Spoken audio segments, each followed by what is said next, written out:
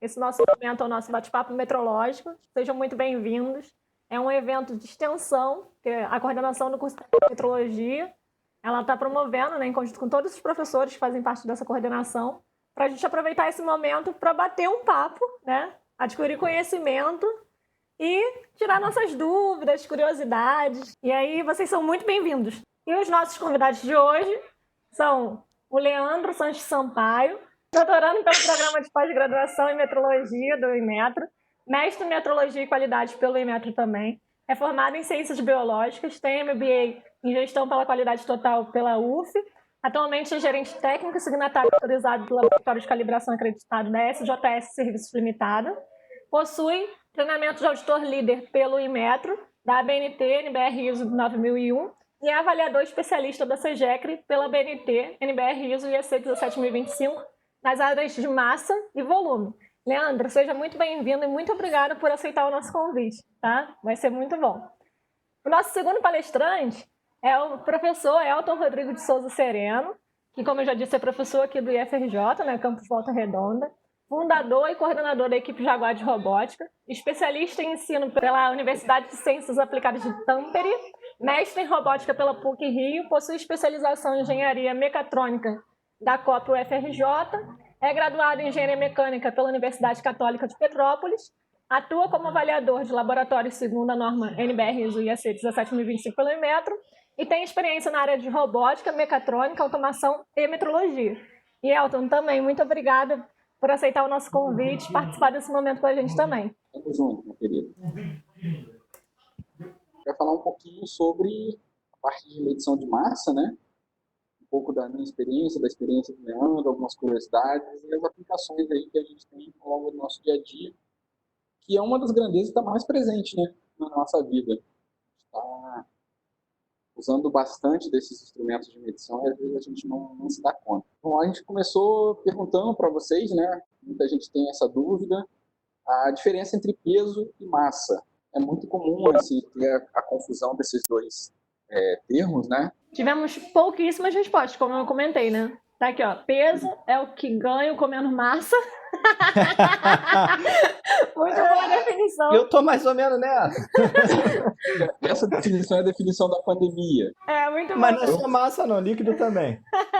O peso depende da gravidade, enquanto a massa não. Peso é Isso. aquilo que ganhamos quando comemos massa. Peso é uma força devido à atuação do campo gravitacional e massa é uma propriedade da matéria.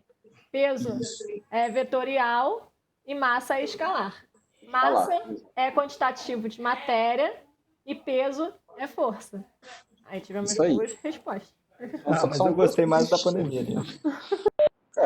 A melhor delas foi o peso é o que a gente ganha comendo massa, isso é fato. Mas é exatamente isso que a gente colocou ali, né? Você tem que massa é uma grandeza escalar, é efetivamente a quantidade de matéria. A gente poderia estimar contando quantos átomos a gente tem num determinado corpo, sabendo a massa de cada átomo, a gente consegue estimar, então a gente saberia a massa daquele corpo, né? Já o peso é uma ação gravitacional, uma grandeza vetorial. Ela é a função da aceleração da gravidade. Então, isso a gente vai ver até lá na frente como isso é importante, porque a gente sabe que a gravidade não é a mesma em todo o nosso planeta. Estou aqui em Volta Redonda, tem uma aceleração da gravidade aqui, que é diferente do Rio, que é diferente de Manaus, que é diferente de São Paulo, né? Isso a gente falando só de Brasil.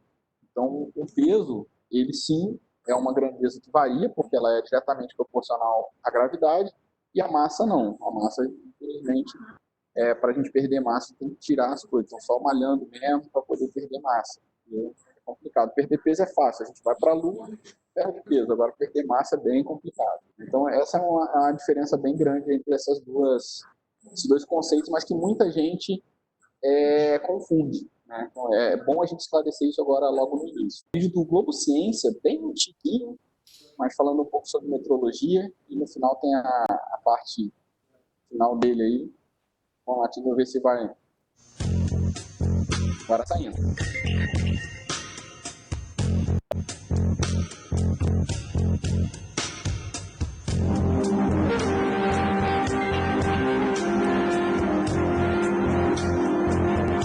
A história dos pesos e medidas tem um lance curioso e que vale a pena vocês saberem.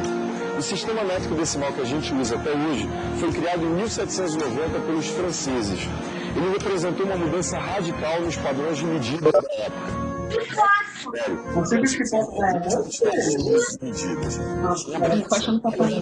A arroba, o côvado, o feixe, a libra, o grão, o mulo, a onça, o quintal e muitos outros.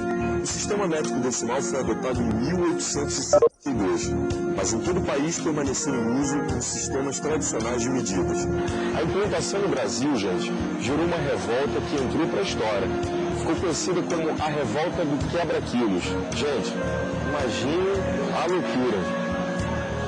A revolta do quebra-quilos começou com os feirantes na Paraíba em 1874. Eles tinham que comprar ou alugar balanças, pesos e vasilhas de medidas nas câmaras municipais e associaram essa determinação do governo como mais uma cobrança de impostos. Havia até um imposto no chão. Se alguém colocasse algum produto no chão da feira para descansar, tinha que pagar imposto. Os feirantes revoltosos invadiram as câmaras e destruíram as medidas. A revolta do quebra-quilos se estendeu pelo Nordeste e só foi contida meses depois por uma ação enérgica dos governos do Império e das províncias. Hoje a atividade de medir é peça fundamental no nosso dia a dia. A ciência que trata das medições é a metrologia. E para saber um pouco mais sobre ela, nós viemos visitar o Instituto Nacional de Metrologia, Normalização e Qualidade Industrial. Inmetro. Sabe aquele metro que a gente encontra nas embalagens de alguns produtos que a gente compra? Vem cá. Do Quilograma Padrão Brasileiro. Tá? Então nós temos um laboratório que cuida desse padrão, que, digamos assim, garante que a medição de massa, que a balança mede massa, mede um quilo é um quilo. 1 quilo é 1 quilo e os submúltiplos e os múltiplos de 1 quilo, né? Garante que isso está corretamente. A metrologia legal vai à rua, né? A verificar se a venda de um produto que é baseado numa balança. Esse vídeo aí esse finalzinho é uma parte que foi filmada dentro do laboratório de massa, né? É um programa todo sobre o Inmetro, sobre a parte de medição, de metrologia. Depois, se vocês quiserem, eu posso até passar aí para o pessoal. Eu vou deixar com a Nilmar esse vídeo, e aí ela replica para os colegas, porque ele fala, o Fábio André, sim, é o Fábio que estava ali, e ele fala bastante sobre isso. Ele faz um trabalho com o pessoal da acústica também, depois ele vai até o Observatório Nacional, então tem bastante coisa, é um vídeo bem legal e fala um pouco sobre a metrologia, né? E aí é legal que muita gente ainda não sabe o que é metrologia, ou confunde essa nossa área, né, da metrologia com a meteorologia e entre outras tantas, né? Então é legal para poder fazer essa relação, esse vídeo bem bacana aí, que trata um pouco esse ponto. Vamos lá, quando começou a proposição de criar um sistema novo, um sistema internacional, né, pensou-se em fazer o padrão de massa baseado em um determinado volume de água, porque a água ela tem algumas características que são bem conhecidas, depois o pessoal de volume pode até falar bastante sobre isso, né? Em 1795 foi definido como a grama sendo a massa do volume de um decímetro cúbico de água a 0 graus Celsius, né? Então, assim, a gente começa essa definição nossa de massa sendo relacionada com as condições da água, né? Então, como era difícil a gente fazer um grama, que era muito pouca coisa, começou a fazer o objeto vamos fazer um objeto com uma capacidade maior, um volume maior de água. Então, por isso que o padrão de massa passou a ser, ao invés da grama, o quilograma, né? Que seria aproximadamente um litro de água a 0 graus Celsius, né? Seria mais ou menos essa a definição. E aí foi criado o protótipo internacional do quilograma, né? A gente vai falar um pouquinho, mas ele é feito de um material bem específico, tem algumas características muito importantes. Eu gostaria que vocês respondessem aí para a gente qual é esse material. Então, você precisava disseminar essas novas unidades de medidas, né? Os cientistas falaram, vamos materializar, vamos criar um objeto que seria equivalente ao quilograma e ao metro, né? Para que a gente pudesse fazer essa disseminação, essa difusão do conhecimento. O que eu acho bacana falar, e aí remete bem a questões históricas, né?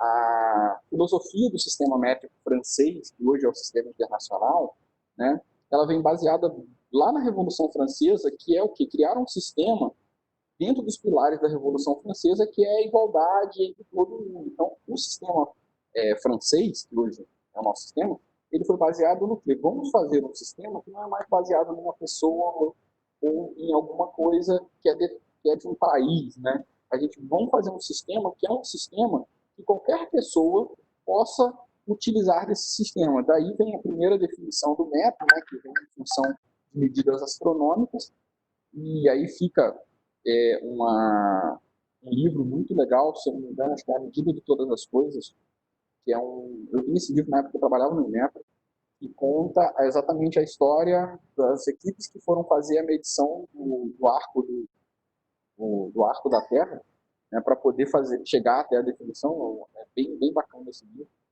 E fizeram isso não só para o metro, mas também para o quilograma, né? Então, na primeira definição, você tinha uma barra e você tinha um protótipo que significava aquele objeto ali tinha 1 metro e aquele objeto tinha 1 quilograma. E aí, a partir dali, você disseminou toda essa parte cultural, né, toda essa parte do sistema francês à época, né, de medidas do nosso sistema internacional. Todo mundo respondeu certo, né? Pelo menos apareceu aqui para mim. Latinídeo, quem respondeu certo, né, das 10 pessoas que responderam. Na época era a liga mais estável que existia, que as pessoas conseguiam trabalhar. Então, em 1799, né, foi feita o protótipo, né, do quilograma, com aquele conceito de ter a mesma massa do que o volume de um litro de água, né, porém a 4 graus, não mais a 0 graus. Por que a 4 graus? Por conta da anomalia da água, que 4 graus é o ponto onde ela tem maior massa específica, né? E em 1899, a primeira Conferência Geral de Peso e Medida define aquele objeto, aquele quilograma, né? Aí vocês podem observar uma diferença de 100 anos entre você criar o primeiro protótipo e efetivamente definir ele como sendo o padrão, né? Então foi definido aquele objeto ali sendo o quilograma, né? Ele era composto dessa liga de platina iridiada e essa definição valeu até ano passado. Então, é importante a gente entender que essa definição foi a última unidade a deixar de ser materializada, passou a ser agora uma definição como experiência física, e ela apresentou alguns problemas ao longo do tempo. A gente vai falar isso um pouquinho mais para frente, por isso que vem essa questão da redefinição. Então, desde 1889 até ano passado era essa a definição. Qual é o número dessa réplica do protótipo do quilograma? Quando foi feito o primeiro protótipo, foram feitos vários irmãos gêmeos, né, várias réplicas, e essas réplicas foram distribuídas para alguns países, para que esses pudessem fazer a sua rastreabilidade ao protótipo, né? Então, qual que é o número da réplica que o Brasil, a réplica brasileira, né, desse protótipo? Um dos grandes problemas que levou a essa substituição é que, quando era o protótipo, fisicamente, ele é representado pela letra K, aquele K meio gótico utilizado, né, ele ficava guardado no BIPM junto com outras 6 réplicas, né? E periodicamente ele era calibrado, né? Ele era comparado com essas 6 réplicas, e essas 6 réplicas apresentaram uma variação ao longo do tempo. O interessante é o seguinte: como ele era a definição, ele era o quilograma, essa variação era às suas réplicas, né? Aos padrões de controle, digamos assim. Porém, a gente não consegue efetivamente afirmar, ou não conseguia afirmar, que essa variação efetivamente era da réplica, ou se era do protótipo. Porque como ele é a definição, então ele é erro zero, né?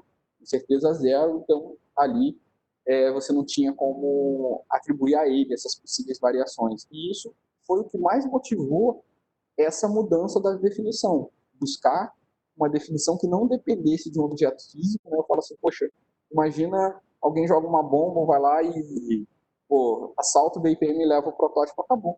Algumas pessoas colocaram 26, 33, 66, ninguém colocou 666, né? E é 66, a letra C. O Brasil possui a réplica de número 66, não é da fornada, digamos assim, original do protótipo, se eu não me engano, ela foi forjada no século passado, né? Foi junto com os protótipos, mas o Brasil possui, fica lá no INMETRO, no Laboratório Nacional de Metrologia, essa réplica dentro de um cofre bonitinho, ela fica lá armazenada. Então, assim, pela definição anterior, né, o quilograma é a unidade de massa e é igual à massa do protótipo internacional do quilograma. Ponto. Acabou. É por isso que quando faziam essas comparações, a gente não podia dizer que essa variação era dele, porque ele era o cara, né? Agora, a nova definição, não, ela já é parte de uma experiência física, né? Então, ela é definida a constante de Planck igual, aí tem o número da constante de Planck, né, expresso pela unidade de Joule segundo, né, que é igual a 1 quilograma metro quadrado por segundo menos 1. Então, observa que agora a definição do quilograma, ela já depende de uma constante física e de um experimento, né? Então, qualquer laboratório que tenha condições de realizar esse experimento e fazer essas medições com uma incerteza muito baixa, consegue reproduzir o quilograma. Esse era o objetivo principal desde quando eu comecei a trabalhar com massa, você criar um experimento tal que pudesse reproduzir o quilograma e deixar de ser um objeto físico que ele estaria em 36 milímetros, 60 e poucos milímetros de altura, ok? Tá aqui, essa daqui é a foto clássica do VIPM, né, do grande K, ele está aqui dentro, ele é pequenininho, dentro dessa primeira campânula. Você observa que tem 3 campânulas sobre eles, né? Então você tem tripla proteção, digamos assim. Muita gente perguntava se, assim, então é colocado, existe vácuo aqui dentro. Não, ele nunca foi mantido a vácuo, tá? Isso é uma coisa importante, ele sempre foi mantido no ar, porque alguns experimentos feitos com as réplicas dele, né, observava que quando você submetia a vácuo, você tinha perda de massa por conta da absorção de partículas aqui no corpo do protótipo. Então ele sempre ficava no ar, né? Isso era uma coisa muito importante. E hoje aqui tem um experimento que é a definição atual do quilograma, né? Na época que eu trabalhava lá no laboratório de massas, já esse experimento já se apontava como sendo o mais promissor, né? Existiam outros projetos também, né? Esse era apontado como mais promissor, mas existiam projetos bem interessantes também nessa linha de pesquisa. Então, o porquê definir, né? Foi detectada uma deriva de 50 microgramas em 100 anos. Essa deriva foi atribuída às réplicas, não ao protótipo, uma vez que ele era a definição, né? Então ele não poderia derivar. Quem derivava, naturalmente, seria o outro. E a última unidade do SI, que ainda era definida como padrão, então ele era a última barreira, digamos assim, a ser transposta, né? E a necessidade de se basear na constância da natureza, porque todas as definições do SI passaram por esse processo, então foram definidas por constantes naturais. Queria-se que todo o sistema internacional fosse baseado nessas grandezas naturais, né? Essa que era a proposta. Acabou minha água.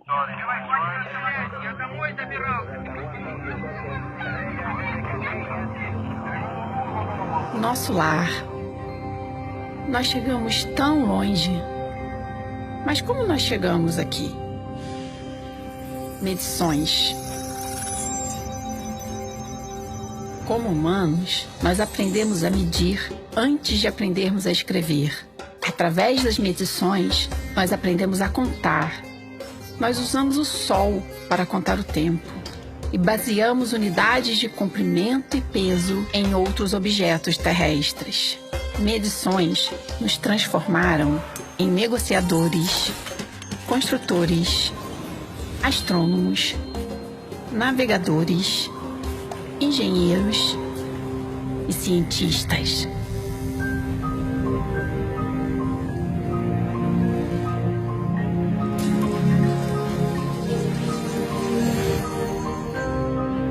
A busca de melhores medições aumentou com cada invenção.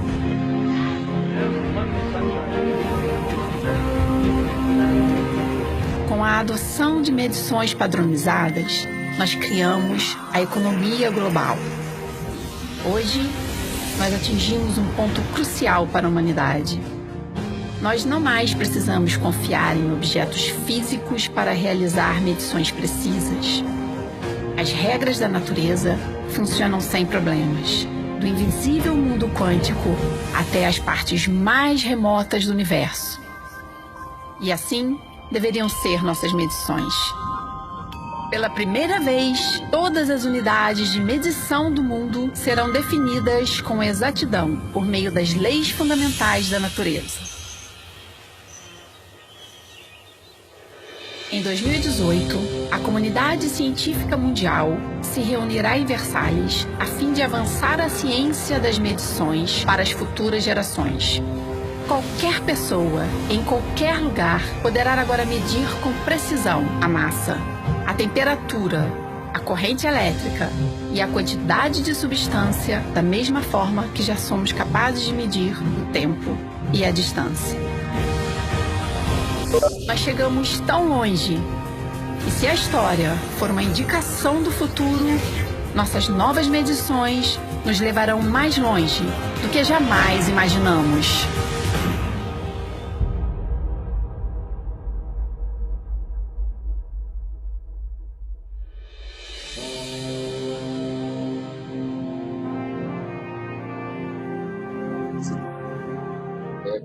Promocional à época da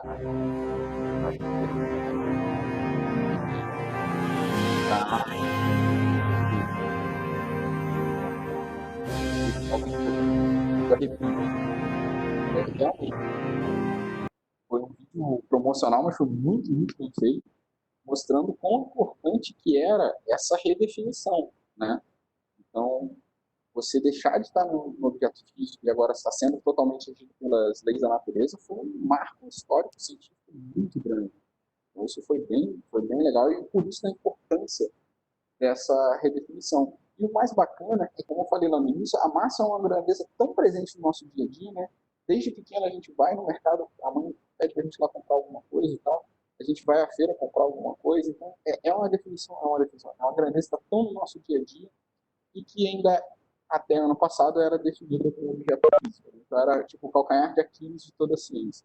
Agora a gente já está num patamar bem diferente que, pô, qualquer pessoa, em qualquer lugar do mundo, a gente pode replicar esse programa, isso é bem legal. Como o Zerdan colocou aqui, que a gente nasce, toma um tapa e é levado com uma balança. É mais ou menos isso. A gente já nasce e a primeira coisa que a gente é colocar, realmente, é colocado na balança, né? É quando nasce alguém, por quantos quilos não nasceu? Então, é bem nessa linha mesmo. Aí eu tô colocando uma foto aqui que o Klaus falou na última live, né? Essa foto é de uma galera de 2002 que entrou no Inmetro. Tem muitos nomes aí que vocês já devem ter ouvido falar.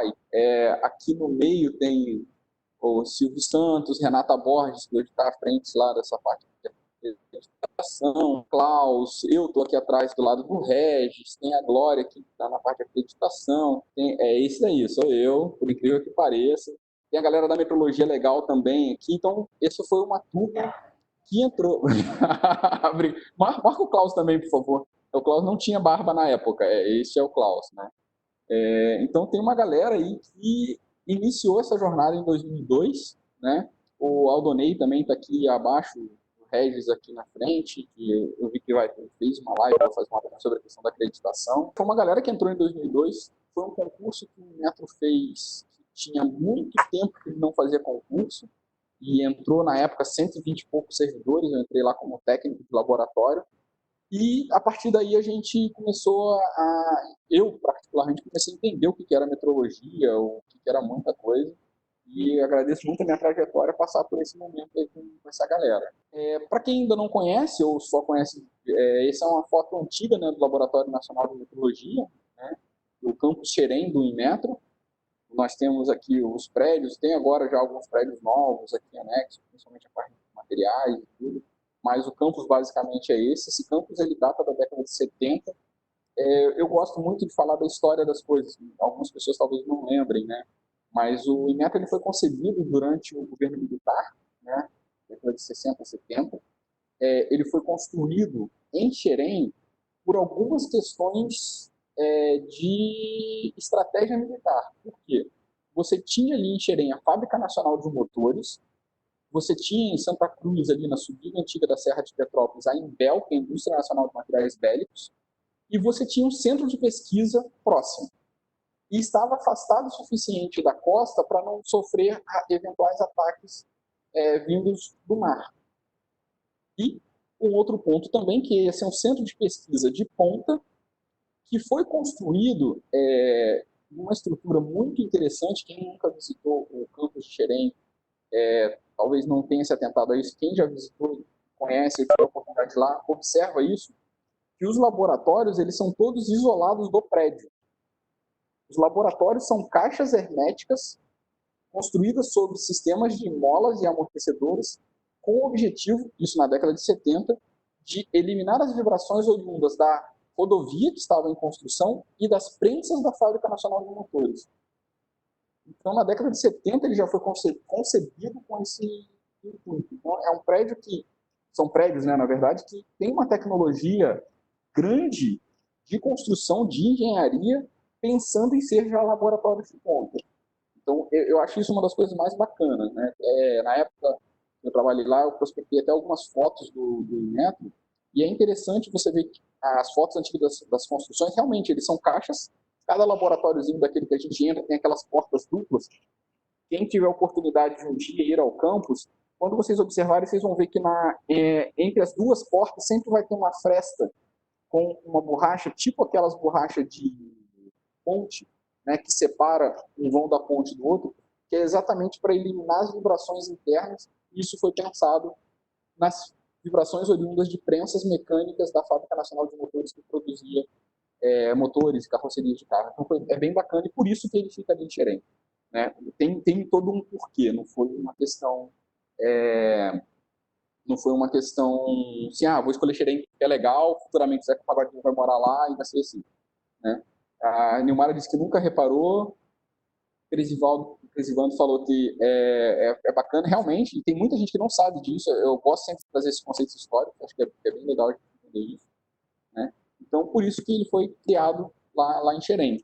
Essa especificamente é uma foto da divisão de metrologia mecânica, né, onde eu trabalhei durante os meus mais de 6 anos lá no Inmetro. Você tem aqui esse prédio meio que anexo, o laboratório de força, que, interessante, ele já foi concebido, quem conhece o novo campus de Xerém, onde tem aqueles poços grandão, ele já foi concebido para ter máquinas de peso morto, então já foi pensado dessa forma, foi concebido ali por questões de estudos de gravidade, né? Então, aqui fica onde houve 3 divisões. Caramba, eu não sabia que estavam as 3, não. Quando eu sei que lá era só 2.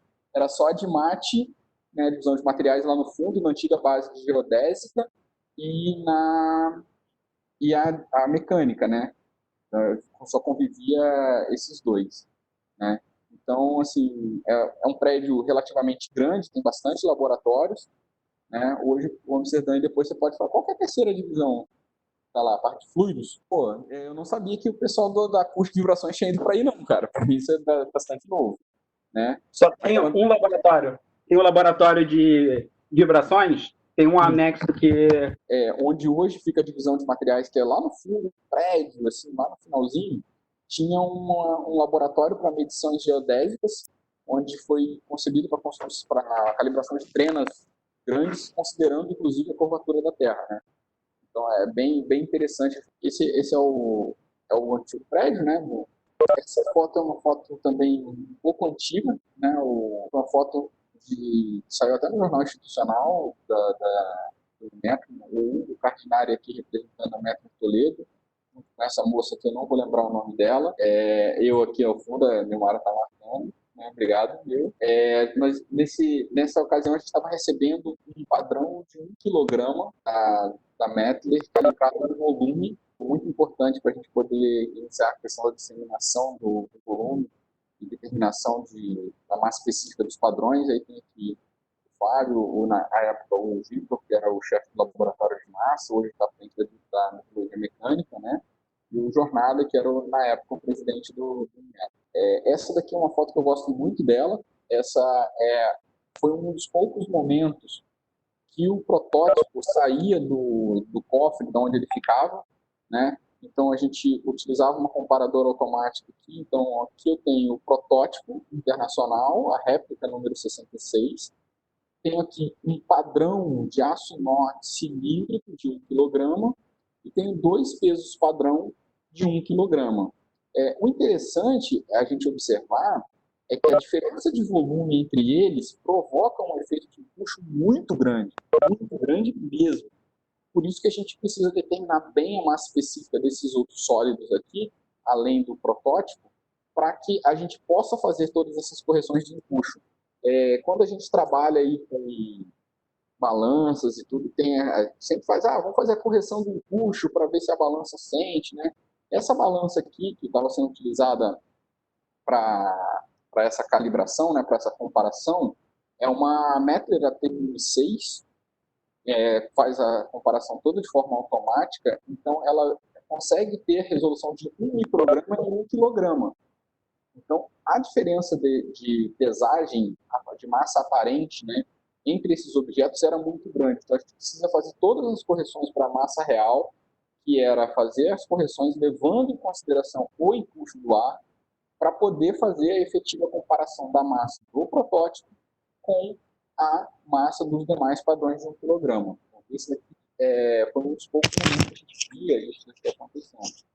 E era bem bacana ver esse momento e acompanhar esse momento. Né? A gente não fazia as calibrações de forma manual, esse sistema fazia essas calibrações automáticas, tinha uma repetitividade excelente, bem menor do que uma resolução da balança, para que a gente pudesse obter os resultados e calibrar os padrões com a resolução que a gente calibrava. Aí, aqui é um produto que ele foi adquirido, estava lá, mas ele foi montado, eu já estava saindo em método, já tinha saído, não lembro bem.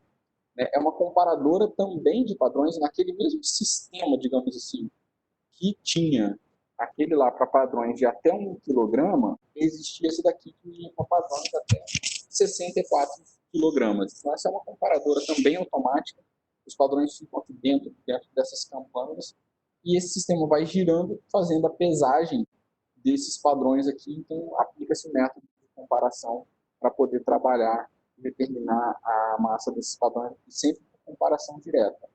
Tá? Por muito trabalho, o Amsterdã deve lembrar quando a gente tinha padrões grandes, acima de 10 kg para fazer calibração, até a chegada desse equipamento era manual, né? A gente tinha que fazer lá literalmente na mão, né? Literalmente. E isso aqui foi uma grande aquisição porque melhorou bastante a repetitividade do processo, melhorando a incerteza. Uma coisa que é importante as pessoas saberem, e é um método de calibração que é muito pouco utilizado por laboratórios que não são laboratórios nacionais de metrologia, que é o método da disseminação. Né? Porque, independente da definição ser 1 quilograma ou do protótipo ser 1 quilograma, você só tinha um padrão de massa. E, a partir dele, você tem que calibrar de 1 quilograma, você tem que calibrar um padrão de 1 miligrama. Como é que é feito essa parte? Né? O método de calibração é um método matemático, onde você começa a fazer a comparação de um padrão de 1 quilograma com 2 padrões de 500. Por exemplo, um de 500, um de 200, outro de 200 e um de 100. Então, você começa a estabelecer essas diferenças. Depois, você pega o de 500, compara com o de 200, 200 e de 100. Compara os dois de 200. E aí, você vai fazendo, essa escala vai descendo, e, no final, você vai ter uma matriz, né, onde é uma matriz sobredeterminada, que você tem mais equações incógnitas, e através de métodos matemáticos você consegue atribuir o valor de massa para cada um daqueles elementos baseado nas sucessivas comparações entre eles. Né? Então é bem bacana, é um processo super interessante.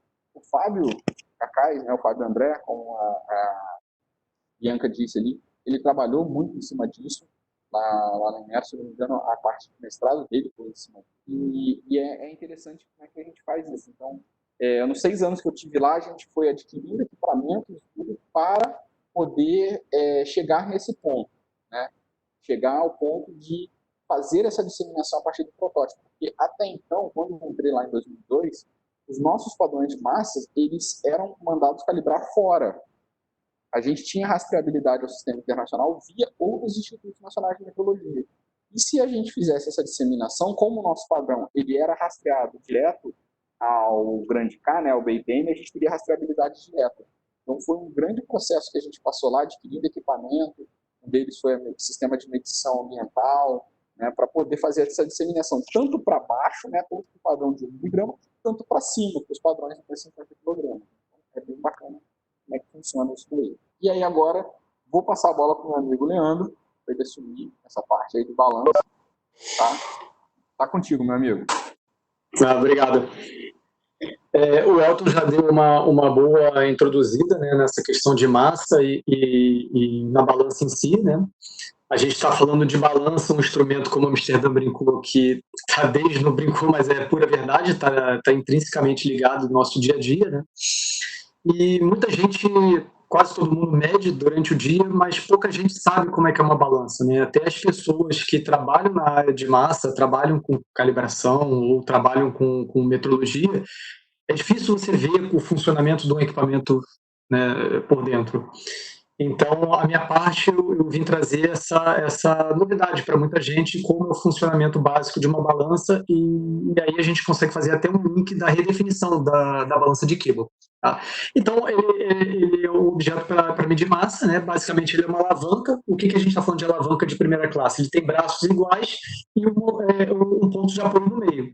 Mas se a gente está falando isso, eu começo a pensar nas balanças mecânicas, de 2 braços iguais. E aí você vai falar, poxa, mas essa balança com 2 braços já não existe mais. Tudo bem, você está falando da balança mecânica, mas a gente vai ver mais para frente que esse movimento de torção, de alavanca, ele é um movimento que, independente de qual balança você vai utilizar, eletrônica ou mecânica, ele vai acontecer.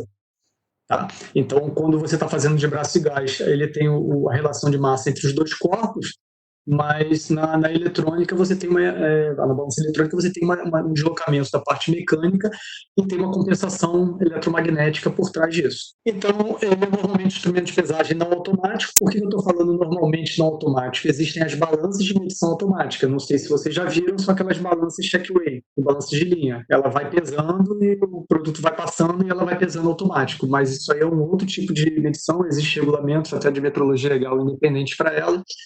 A gente está falando de uma balança de um sistema não automático, ou seja, ela está estática, você coloca o peso padrão ali em cima.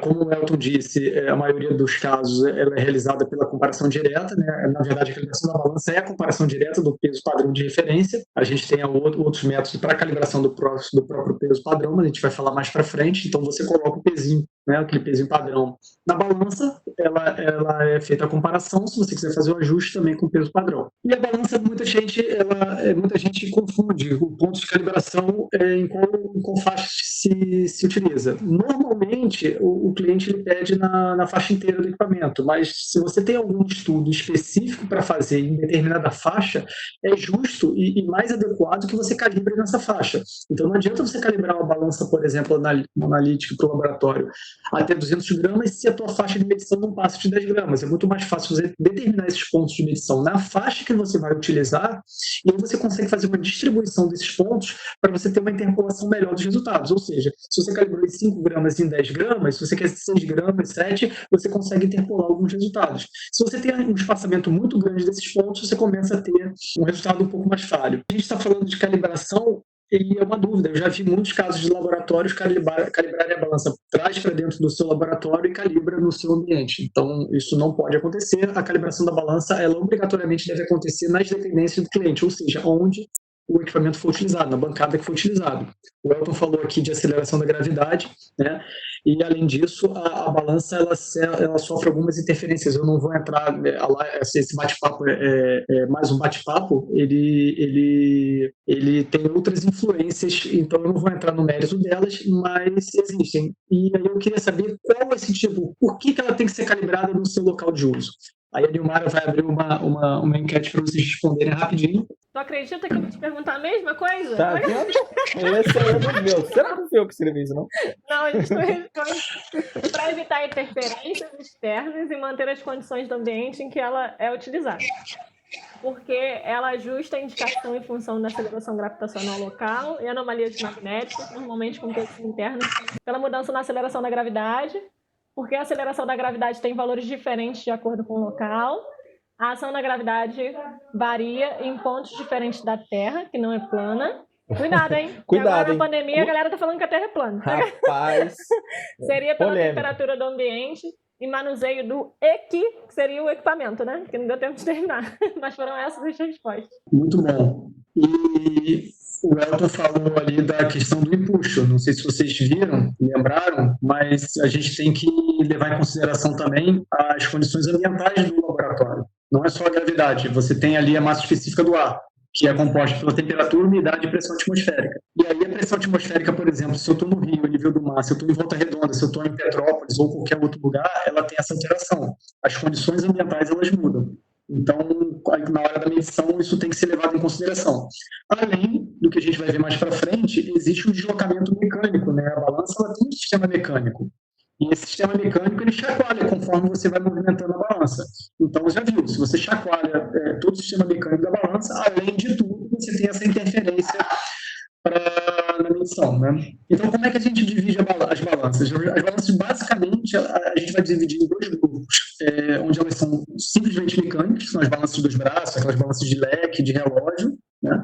E a gente tem as balanças eletrônicas, que tem 2 princípios de funcionamento. Um por célula de carga, nós vamos ver, e um fluxo magnético. Essas são as balanças mecânicas. Acredito que todo mundo já tenha visto uma balança dessa. Não tem muito mistério. Você tem 2 pratos, um prato só com uma barra, enfim, um relógio.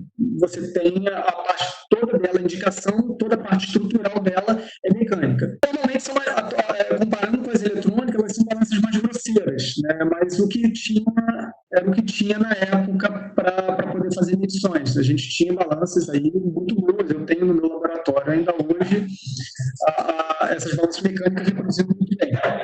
Bom, aqui eu estou apresentando as balanças de fluxo magnético. São balanças eletrônicas e são balanças geralmente utilizadas em laboratório. Elas te dão uma exatidão melhor quando você está falando de fluxo magnético. E aqui é uma balança de fluxo eletromagnético aberta, né? Então, isso aqui começa a ver a novidade, o que geralmente as pessoas não conhecem o equipamento por dentro. Se a gente vê essa foto do lado esquerdo, ela tem uma placa eletrônica, tem um displayzinho ali, né?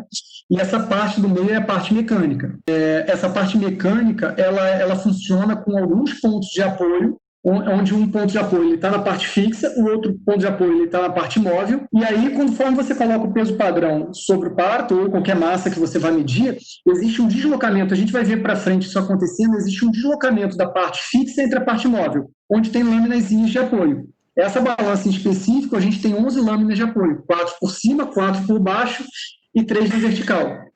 E aí acontece esse deslocamento. Esse deslocamento está preso a uma bobina. A bobina, no campo eletromagnético, é essa parte redonda que você está vendo. Ela está com uma chapinha por cima, mas ali mais para frente você também vai ver ela aberta, onde existe um deslocamento eletromagnético, ou seja, uma bobina deslocando no núcleo. Conforme você coloca o peso, a gente vai ver que... Passa, por favor, Nilmar. A gente vai ver a bobina subindo, e aí existe uma tensão que volta a bobina para o repouso. Esse deslocamento é medido do lado esquerdo, do lado esquerdo a gente vê estático e do lado direito colocando o peso padrão. Essa tensão gerada para voltar para o repouso é captada por um sensor de presença, que é essa plaquinha pequenininha que tem uns fios coloridos chegando. E aí esse sensor ele capta a tensão que foi gerada e transforma isso em número. Existe uma matemática para transformar isso em número. Então, funciona exatamente aí onde marcou. Existe uma plaquinha lá na bobina, se você vê, e ela está ligada por uns fiozinhos nessa outra plaquinha externa, que essa plaquinha externa é o sensor de presença. Tá? Então, é um laser que tem ali, esse fiozinho é para captar a parte da tensão gerada, e esse deslocamento que é feito a medição de massa. Então, quando você liga a balança, a bobina ela fica numa situação de repouso. Tá? Conforme você coloca o peso, ela sobe e a tensão gera uma tensão para voltar para essa situação de repouso. Então, isso aí é a medição de massa, isso aí que transforma o pezinho padrão que você colocou no prato no número de indicação de massa. Aqui eu estou fazendo uma outra perspectiva, né, a colocação do peso padrão, e a movimentação da bobina. Olha lá, colocou o peso padrão, teve a movimentação aqui, como não está no detalhe, não dá para ver muito bem, mas dá para ver que ela movimenta, ela vai para cima, vai para baixo e estabiliza no meio.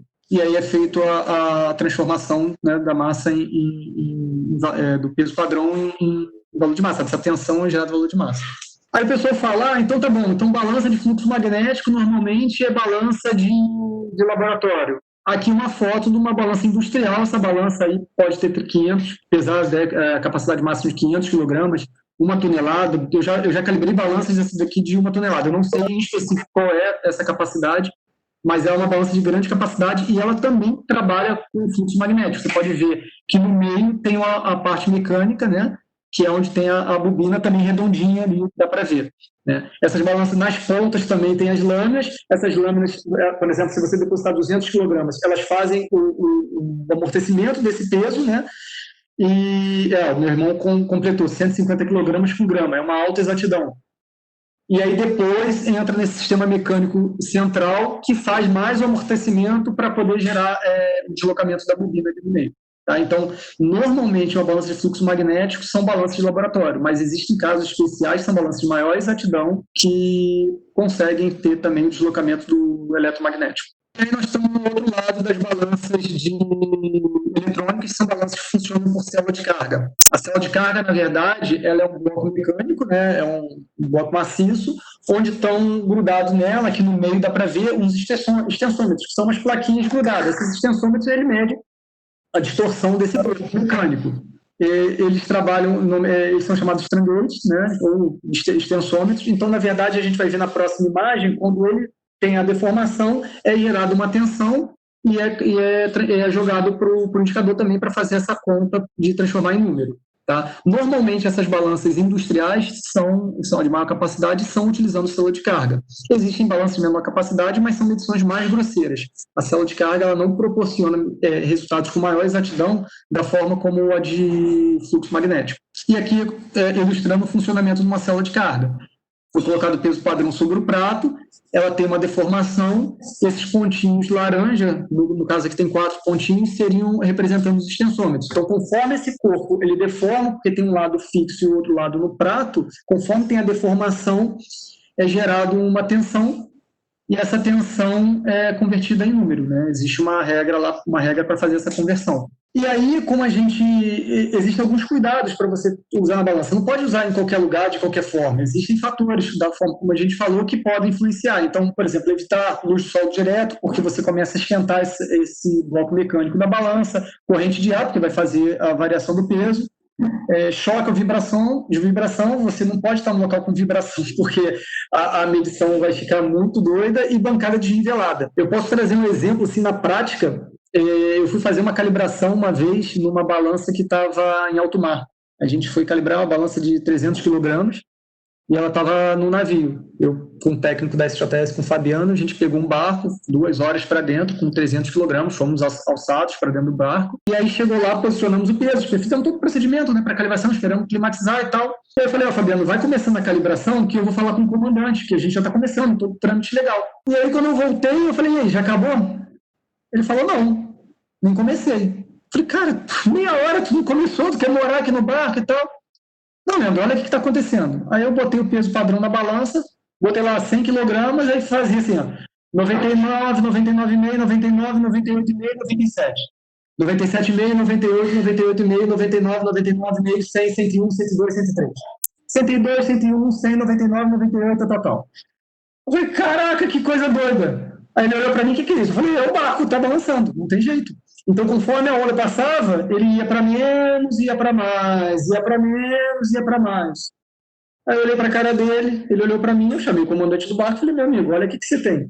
Você tem essa condição. Lógico, era uma balança muito grosseira na resolução, não tem que fazer. Eles precisavam, se a balança não tiver, se o barco não tiver uma balança dentro, não consegue trabalhar, porque eles precisam pesar a quantidade de material, de bolsa, de material que está entrando no barco de alimento, e não tem que fazer. Ainda bem que era uma balança grosseira, né? Então, o cliente, exatamente o que a Bianca falou, faz parte do processo do cliente. O cliente aceita aquilo ali, foi feita uma média, a gente fez o maior número de repetições para poder chegar no resultado, e é isso. Então, isso aí representa de uma forma grosseira essas situações, mas numa bancada de laboratório, se você tem uma bancada mais inclinada, com certeza absoluta, você vai ter uma alteração de resultado. Não vou falar nem de trepidação e nem de corrente de ar, porque isso aí é um absurdo. Imagina, né? Imagina não para você fazer a medição, Elton. Imagina para você entrar no barco. Eu não sei se vocês já viram como é que mas entra desce uma cangalha, você se pendura e sobe peso padrão, aí você está subindo mais ou menos uns 15, 20 metros de altura, pendurado, uma alça mesmo, alçado, você abraça e sobe. Aí eu digo, imagina no mar agitado como é que você sobe para trabalhar, mas vamos lá, segue. E peso padrão, tem muita gente, eu sou um laboratório de calibração, tem muita gente que fala, para mim, poxa, Leandro, eu posso ter uma barrinha de ferro e dizer que é peso padrão? Não.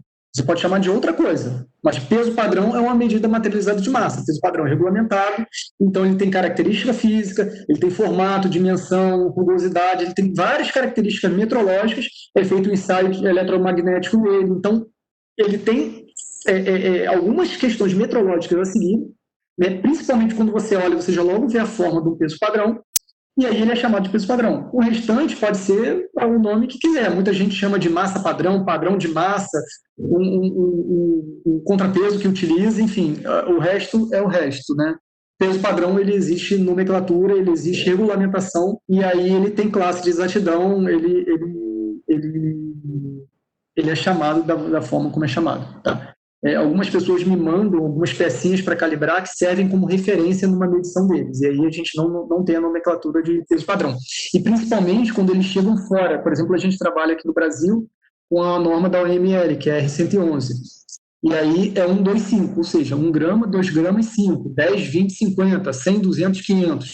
E aí às vezes chega para calibrar para mim chama um peso padrão de 30 gramas, né? Então ele está seguindo uma outra norma, e aí a gente não caracteriza ele pela OML, pela classe de exatidão, nem como peso padrão. Então aqui é um peso padrão, é esse formatinho, né? Existem os pesos padrão de maior capacidade, e existem esses pequenininhos que estão do lado direito, que estão aumentados, claro, que são os pesos padrão de miligrama, que também tem um formato definido, que pode ser assim ou pode ser os fiozinhos de metal. Aqui são pesos padrão de maior capacidade, tá? E aí são para balanças de maior capacidade. A gente tem aqui do lado esquerdo um peso padrão de 20 kg e do outro lado um peso de 500 kg. Esses de 500, eles são utilizados para calibrar, esses de maior capacidade da direita, são utilizados para calibrar balanças rodoviárias, onde tem aquele ganchinho ali, aquela alcinha colocado no muque do caminhão e levanta para fazer a calibração. Tá? Então, esse aí geralmente não é na mão, dá para pegar, é levantado ou por muque ou os menorzinhos, umas girafinhas que serve para abraçar esse peso e levantar, mas geralmente girafa não chega a 500 kg, geralmente são pesos de 50, 100 kg. E aí, para que serve o peso padrão? O peso padrão tem algumas funções, chamo o Hulk, né? Tá bom. Eu chamo a girafa, que é mais fácil. O Hulk pode ficar chateado comigo. O peso padrão, ele serve para checagem intermediária e para calibração dos instrumentos de pesagem. Ele pode ser feito para checagem ou calibração de outros pesos padrão de classe inferior, né? Então, existe toda a classificação. Por exemplo, um peso padrão classe A2, eu calibro classe F1 e assim vai, eles vão descendo as classes. E ele também pode ser utilizado como instrumento de pesagem. Por exemplo, eu tenho uma balança de 2 pratos, eu coloco o peso padrão de um lado, coloco o que eu vou medir do outro lado, e aí eu tenho o equilíbrio de força. A calibração é realizada pela comparação direta de massa, né? O ciclo mais comum que se utiliza é o ABBA, onde o A é o padrão e o B é o objeto. Mas existem outros ciclos, né? Existe o ciclo dos ABA, por exemplo, quando a gente está calibrando peso padrão de maior capacidade, uma calibração um pouco mais grosseira, a gente pode fazer até A, B, B, alguns Bs, e depois um A no final. Então, existem alguns ciclos. E como o Elton mencionou no início, pode ser realizada também com o padrão, que é a disseminação, onde você tem o padrão do quilograma, e aí você vai fazendo a disseminação para os outros pesos padrão que você quer calibrar. Esse é um laboratório de calibração de peso padrão, é o laboratório lá da SJS. Eu tirei uma foto para o pessoal poder ver mais ou menos como é que é um laboratório, né? Eu tenho lá uma balança do lado esquerdo, tem uma balancinha mecânica, essa balança é de 1 kg com 1/10 de miligrama, 4 casas decimais. É uma balança que até hoje funciona muito bem, perfeita, a gente faz uma boa manutenção nela. Existe uma de 4 casas, depois do lado dela, né? Embaixo, uma de 32 kg com 1/10 de grama. Depois, do lado direito, uma de 5 casas decimais, e dentro dessa cabinezinha existe uma de 2 casas decimal com 5 kg de capacidade. Esse laboratório eu utilizo também para fazer calibração de volume, nós somos acreditados, então tem alguns aparatos ali atrás que é para o volume, eu utilizo os mesmos equipamentos. Pesagem é gravimétrica, o método que eu utilizo é o método gravimétrico, então a gente utiliza os mesmos equipamentos, logicamente, em momentos diferentes. Essa balança mecânica aí foi um achado, o cliente ia jogar fora. Eu conhecia a história, porque eu calibrava, eu falei, não joga não. A gente adquiriu a balança, preço de banana quase, porque ele ia jogar fora mesmo.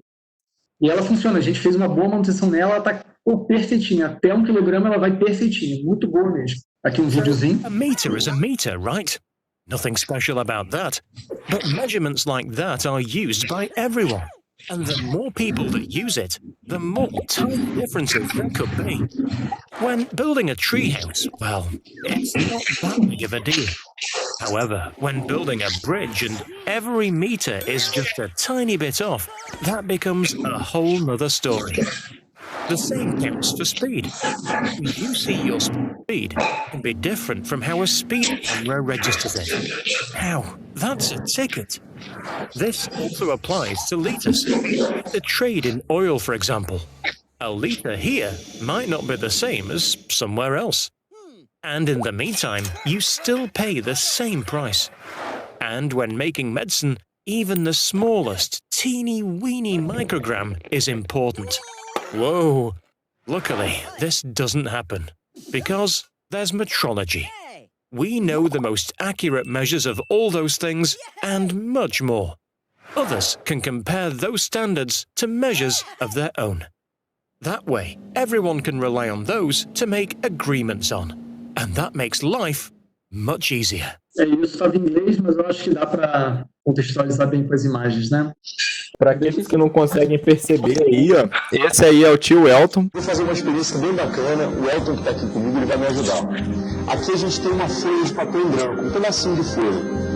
Pesa ali, por favor, Elton, esse pedaço de folha.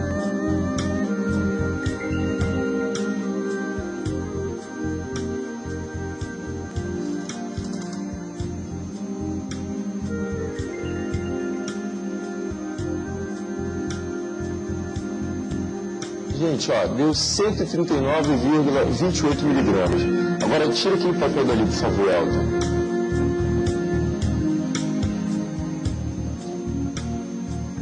Agora que tá o lance. Eu vou escrever nessa folhinha de papel Globo Ciência.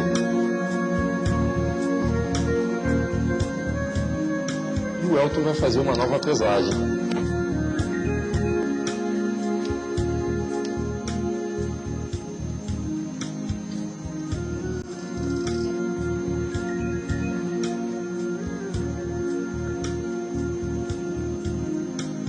Ou seja, 139,99, quase 140 miligramas. Vocês viram o que uma tinta, um pedacinho de papel faz? O peso aumentou. Já que estamos falando sobre pesos e medidas, uma curiosidade. Você sabe qual é a diferença entre peso e massa? O Museu da Ciência vai falar um pouquinho. Era essa parte de massa. Eu queria... Essa enquete a gente já fez no início, né? A diferença entre peso e massa. Exatamente. Esse é o finalzinho da parte lá do método do programa Globo Ciência que eu tinha falado. Essa balança que foi feita pesagem aí foi uma balança de 7 casas, né? Uma balança de 10º de micrograma. Então foi uma experiência bem bacana. Foi, como disse o João Pedro ali, o tempo é bom para todo mundo, né? A cabeleira agora é totalmente diferente, né? Pode seguir, só queria fazer isso. E aí, esse é o final. Aqui é mais um desafio para que vamos ver quem consegue identificar cada caixinha que está sendo desenhada aí. Não precisa responder.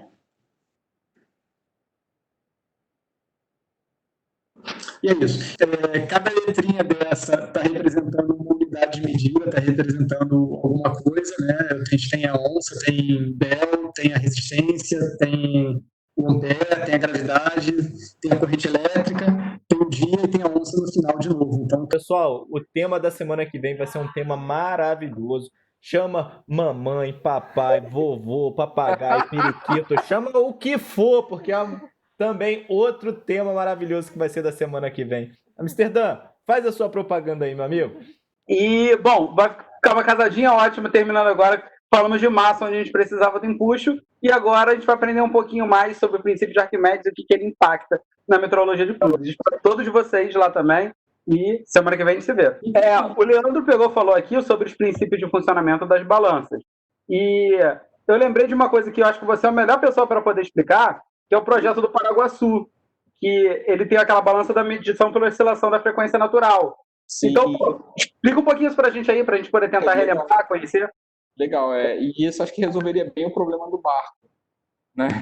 Sem dúvida. Seria interessante. Então, o Paraguaçu, eu acredito que algumas pessoas da área aí da meteorologia mecânica conhecem ele, né? Ele está na questão atualmente, mas trabalhou muito tempo na área de massa, e ele tinha um projeto que ele colocava o balanço de 2 pratos, né? Quando você libera a balança, você tem aquele movimento de amortecimento dele, certo?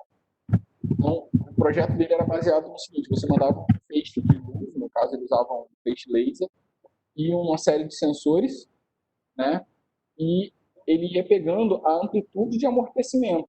Então, conforme a balança ela ia parando a oscilação dela, ele conseguia, através dessa variação da amplitude, dessa perspectiva de amortecimento, achar qual seria o ponto de equilíbrio dela. E, é um projeto bem bacana, porque você não precisava esperar cessar o movimento. Com 3 ciclos de oscilação, você já consegue estimar isso matematicamente. Era um projeto bem bacana, muito legal, que o Paraguaçu iniciou lá no Inmetro, né? E, infelizmente, não foi tocado para frente, mas é uma são bem legal, bem bacana mesmo. A Bianca perguntou aí no chat qual é o seu tema de doutorado. Isso aí vai ser bom. O meu tema de doutorado é medição de volume abaixo de 1 microlitro. A gente tem um problema porque normalmente a medição é feita a partir de 1 microlitro, né, 1 microlitro para cima, e abaixo de 1 microlitro a gente tem um problema que é a rastreabilidade à massa, porque o princípio de medição de volume é um princípio gravimétrico. O menor peso padrão regulamentado, o AML, é de 1 miligrama. Na conversão direta, lógico, 1 para 1, que não seria 1 miligrama em 1 microlitro. Então, hoje a medição com rastreabilidade para em 1 microlitro. E aí, o meu projeto de doutorado é medição abaixo de 1 microlitro, começar em 0,1 e aí vai para cima. Se a gente já começou, já fiz algumas medições, desenvolvimento de método, trabalhando junto ao Amsterdã, está dando um apoio aí, o pessoal do LAFLU como um todo, né? E aí a gente já está no desenvolvimento, mas é realmente prover a rastreabilidade abaixo de 1 microlitro sem a necessidade de ter o peso padrão. O peso padrão, na verdade você vai ter o peso padrão, mas aí mudando um pouquinho a metodologia.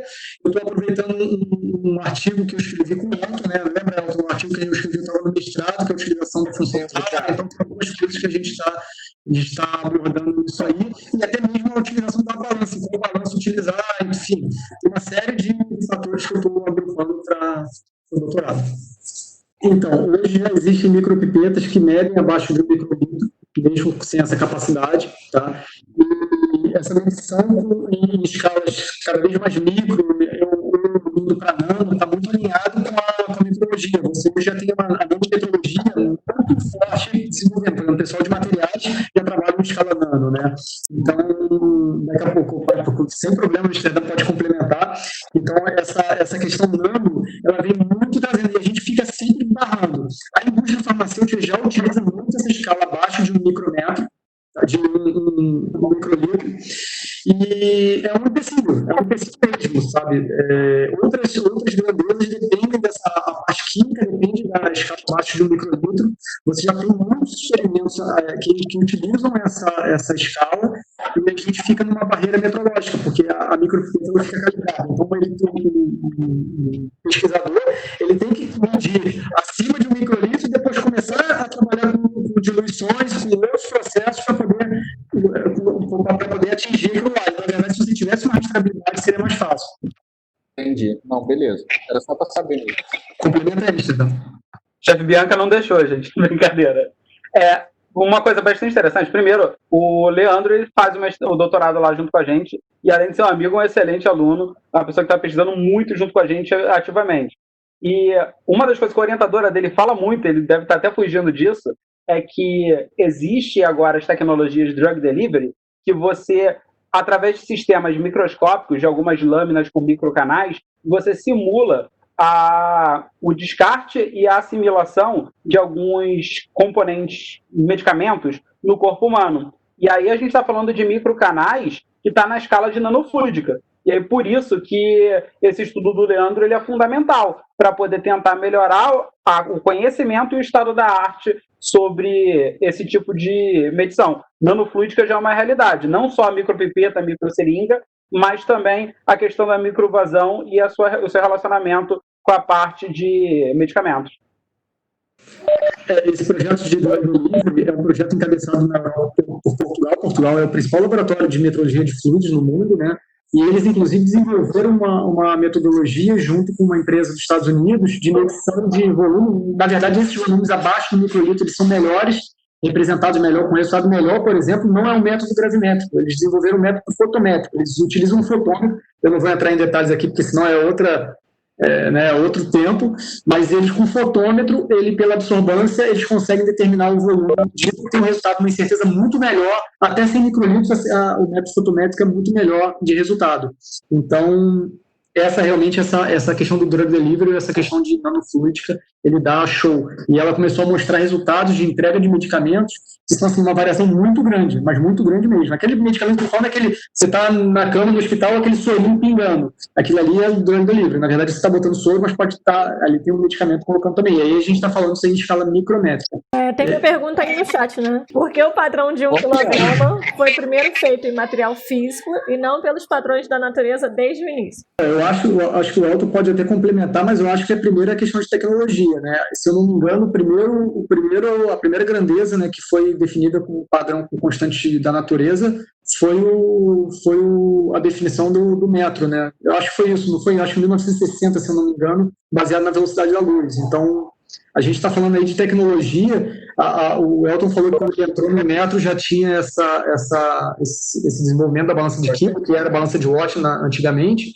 Na verdade, o projeto da balança de Watt ele é da década de 80, final 70 a 80. Então, é um projeto que ele vem, não é um projeto novo, assim, que rapidamente você deu um estalo, eureka, né? Não é assim, não caiu a maçã na cabeça e Newton descreveu. É um negócio de pesquisa que vem de muito tempo e para você poder fazer essa redefinição, você depende de outras coisas. Se você for ver a balança de Kimball hoje, ela depende da redefinição do metro, que ele mede na velocidade da luz, e não depende do segundo.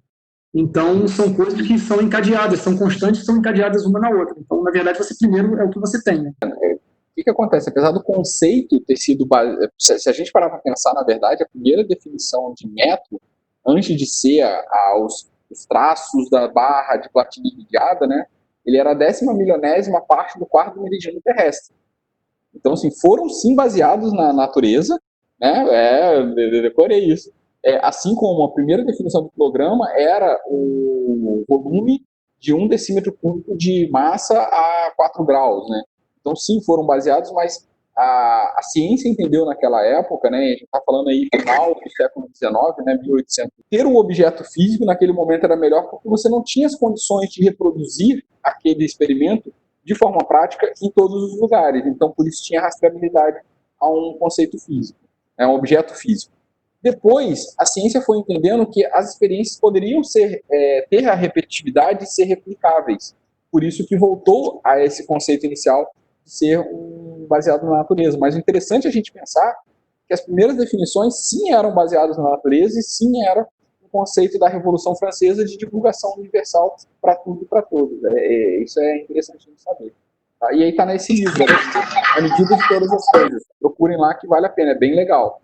Não vende mais, só em sebo, o que você acha? De fato, muitas das vezes, como eu já trabalhei tanto na parte de massa quanto na parte de volume também, muito mais na parte de volume, muitas das vezes a gente tem que calibrar micropipetas que, quando você pega dentro do documento orientativo, você pega 10% dá menor do que aquele do que a portaria 233 recomenda lá, que é em relação ao peso padrão em si.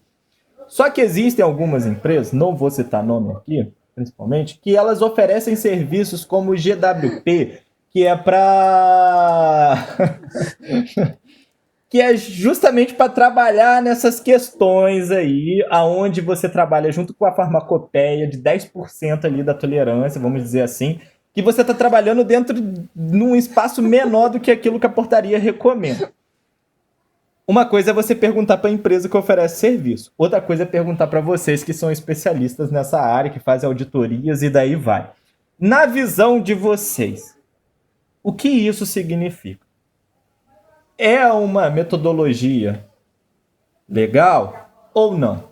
Então, cara, o critério de aceitação, você falou da portaria 233, é uma parte da metodologia legal. Você falou do GWP, eu acho que ele se encaixa mais na parte industrial, que é onde você tem os critérios de aceitação, aí ele se baseia em farmacopeia, enfim. Eu acho o seguinte, o cliente ele tem o seu critério de aceitação. Normalmente, o cliente ele se baseia em normas porque é mais fácil. Tá? Então, se eu vou te entregar, imagina você cliente, se eu te entrego um produto pronto, ó, tá aqui, é só colocar isso aqui, tá calculado pela GWP, enfim, é mais fácil. Tá? Lógico, você tem toda atrelado a um processo, às vezes, fabril dele, que se for uma indústria farmacêutica. Mas, no modo geral, eu acho o seguinte, nada melhor do que o cliente definir isso aí baseado na sua experiência e baseado na sua utilização de balança. Tá? Ou a gente está falando de balança ou de equipamento. Né? Se eu tenho, por exemplo, um termigrômetro e esse termigrômetro meu é utilizado para calibração de vidraria de laboratório e para você esse termigrômetro é só para medir a temperatura ambiente para ver se está confortável ou não, nós temos processo de critérios de aceitação diferente. Então, você basear simplesmente numa norma e fechar o olho, por exemplo, no peso padrão, você simplesmente basear na portaria, você tem um problema. Tá? Hoje, por exemplo, para calibração abaixo de um microlitro, eu tenho um problema que o pessoal fica batendo na tecla seguinte, está na norma que não pode. Eu falei, tá legal, está na norma que não pode, mas eu estou fazendo todo o estudo mostrando que pode sim, contrariando o que está na norma. Porque o meu critério de aceitação ele vai se estender um pouquinho mais, mas eu estou validando esse meu processo. E tudo bem também. Eu tenho uma norma que diz que deveria ser assim, eu estou montando de uma outra forma e eu estou validando esse meu processo por essa forma, porque é desta forma que vai me atender. Então, o que a gente tem que olhar é esse meio do caminho, não fechar um olho só porque está na norma, porque o fiscal vai passar, e sim olhar o seu processo. Dá muito trabalho isso, realmente dá muito trabalho. Mas é o mais acertado, né? Se você falar lá da 233, cara, ela data de 1994, certo? A regulamentação a qual ela é baseada, que é a R111, já foi revista em 2004 e está em revisão. Está em revisão. E a gente ainda está parado naquele tempo. E isso é um grande problema com relação às regulamentações, que hoje os fabricantes de balança, que baseia-se na 236, vivem. Porque existem tecnologias que a portaria não prevê, simplesmente. E aí fica fazendo um jeitinho. Então, o que eu acho que, assim, se é correto ou não, eu não sou muito da área de fármacos, não me sinto confortável em te responder, entendeu? Mas o que eu vejo é o seguinte, as instituições têm que, sim, se adequar ao tempo do dinamismo do processo, a qual a gente está querendo regulamentar. Então, cara, hoje você tem balanças que, igual assim, o Leandro falou assim, a gente tem que calibrar a balança no local de uso. Ok, correto, sim, é isso que tem que ser feito. Mas tem aquelas balanças que você vai no 99 e compra, aquelas balanças de cozinha que não são calibradas, mas que a tia que está te vendendo a marmita está usando para vender. Que não tem nem regulamentação. Você está me entendendo? Então são coisas que a gente tem que pensar no termo a instituição tem que pensar em se adequar à velocidade do processo, mas infelizmente, cara... Então, eu não sei se, quando você começou a pergunta, se não foi mais ligado principalmente a alguns serviços, né, que você tem para redefinir o peso mínimo de uma balança, né, porque quando você compra o equipamento e ele é aprovado, né, você tem a carga mínima que você pode trabalhar com ele, né, e é muito comum, principalmente na indústria farmacêutica, deles contratarem esse tipo de serviço para poder conseguir reduzir a carga mínima que foi definido por portaria, por aprovação de modelo daquele equipamento, né? Então é feito normalmente uma série de pesagens em quantidades cada vez menores, né, bem próxima da resolução do equipamento, e feito um cálculo matemático, define desvio padrão, e existe na própria USP, né, na farmacopeia americana, tem os limites do resultado desse desvio padrão, aonde quando você chega nesse limite, você define que aquele seria o peso mínimo experimental para aquela balança. Tá? Eu entendo isso como um pouco perigoso, porque quando um equipamento vai para o Inmetro, para aprovação de modelo, são feitos uma série de testes, e nessa série de testes você chega a uma definição, pela resolução do próprio equipamento, qual é a carga mínima que deve ser utilizada, né? Então, você reduzir isso por apenas um desenho experimental que você fez ali no momento, no meu ver, isso é um pouco perigoso, né? A carga mínima do equipamento está ligado à característica do equipamento, de configuração dele, que ele tem uma função de alto zero. Isso pode comprometer seriamente, né, a confiabilidade da medição. Então, eu entendo isso como sendo perigoso, mas isso é uma prática muito comum, principalmente na indústria farmacêutica. Isso é bem comum. Aproveitar que o Bruno está falando, né? E vou colocar a apresentação aqui bem rapidinho da SJS para a gente conhecer um pouquinho, né, da empresa de vocês também. E agradecer a participação também nesse momento. Bruno, mete bronca. Bom, então, rapidamente, para falar da SJS Serviços, né? Eu trabalho lá como gerente técnico junto com o Leandro, que é meu irmão, né? Acho que é de conhecimento geral. Bom, a SJS Serviços, ela tem um escopo hoje de acreditação razoavelmente extenso. Nós começamos lá atrás, como o Elton falou, só na parte de massa, na parte de balança.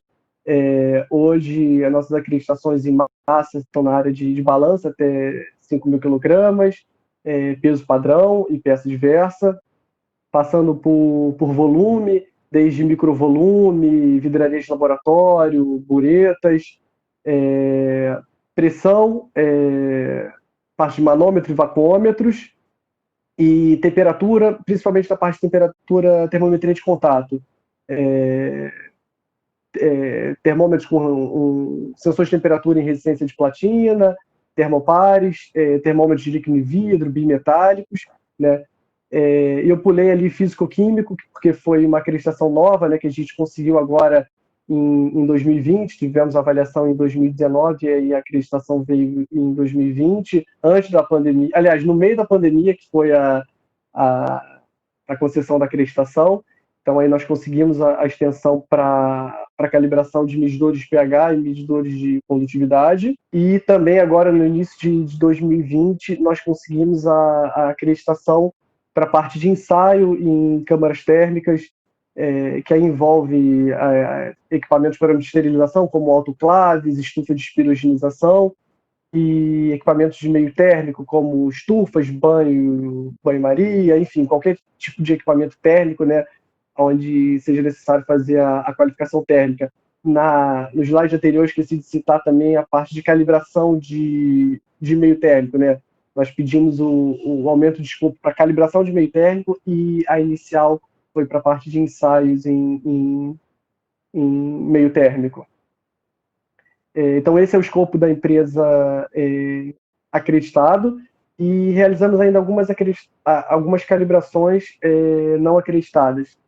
Na parte de volume, ali na medição de equipamentos de medição de massa específica, como alcômetros e densímetros, medição de tempo e frequência, como cronômetros, temporizadores de equipamentos, como temporizadores de estufa, rotação de centrífugas, parte principalmente de vazão de ar em capelas de exaustão, exaustores, pontos de fusão, né? Ponto de fusão digital, isso é uma discussão imensa lá na empresa, porque o equipamento de ponto de fusão digital, você não consegue calibrar ele como um controlador e sensor, você não consegue fazer uma calibração de meio térmico, então a gente faz uma calibração não acreditada. Espero que um dia isso possa ser melhor discutido e evoluído. E os pirômetros também, que são... a gente não tem acreditação.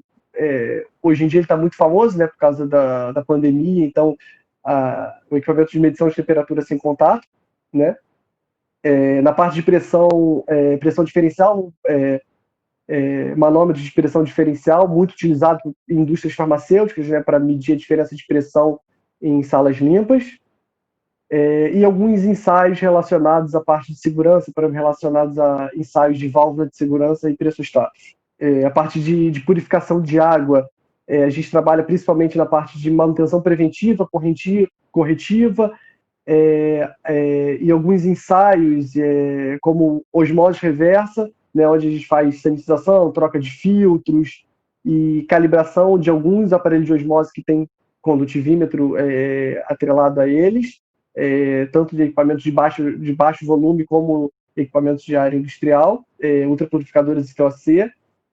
E também temos uma parte muito forte da empresa que está ligada à manutenção, não só a manutenção de balanças, né, de todos os equipamentos que hoje nós calibramos, nós fazemos a manutenção, e para a calibração de balança também, que você precisa ter uma autorização do Instituto de Pesos e Medidas para fazer a manutenção desse tipo de equipamento.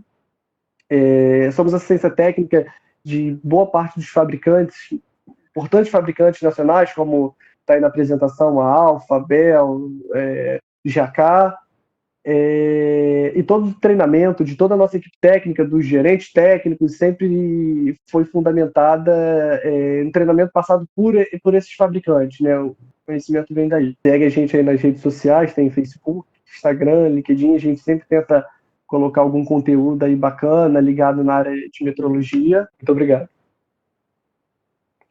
Eu tenho profunda admiração tanto pela SJS quanto pela RKP, que é também a nossa empresa da região sul-fluminense aqui, que trabalha com essa parte de calibração e tudo mais, e que ajuda a difundir a metrologia, assim como a gente também com o curso técnico, e daí vai.